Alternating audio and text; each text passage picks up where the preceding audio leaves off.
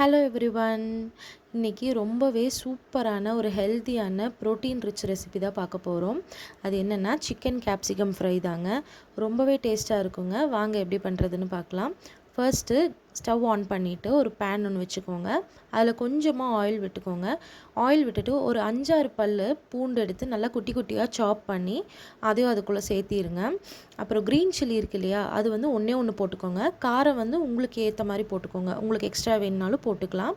அப்புறம் ஒரே ஒரு மீடியம் சைஸ் பெரிய வெங்காயம் இருக்குது இல்லையா, அதை 1க்கு 2ஆக கட் பண்ணி அதையும் ஆட் பண்ணிக்கோங்க. கொஞ்சமாக கருவேப்பிலையில் போட்டுக்கோங்க. இது எல்லாத்தையும் நல்லா ஒன்றா போட்டு நல்லா மிக்ஸ் பண்ணிடுங்க.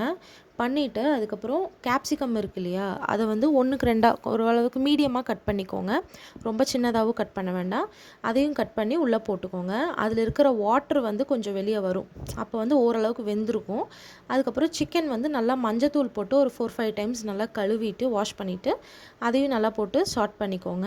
உப்பு வந்து தேவையான அளவு போட்டுக்கோங்க. மேக்ஸிமம் உப்பு வந்து கம்மியாகவே போட்டுக்கோங்க, அப்போ தான் உங்களுக்கு ரொம்ப நல்லது.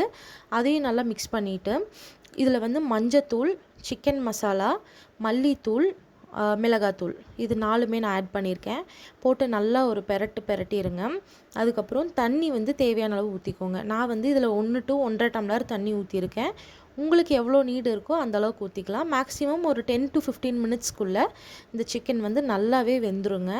லிட் போட்டு க்ளோஸ் பண்ணிடுங்க. 15 மினிட்ஸ் நல்லா வேக விட்டு எடுத்து பாருங்கள். சூப்பராக இருக்குங்க. ஒரு லஞ்சுக்கு வந்து உங்களுக்கு ஒரு நல்ல ஒரு சூப்பரான ஒரு ஹெல்த்தியான ரெசிபிங்க. கண்டிப்பாக ட்ரை பண்ணி பாருங்கள். உங்களுக்கு மறுபடியும் இது செய்யலான்னு தோணும். Thank you so much.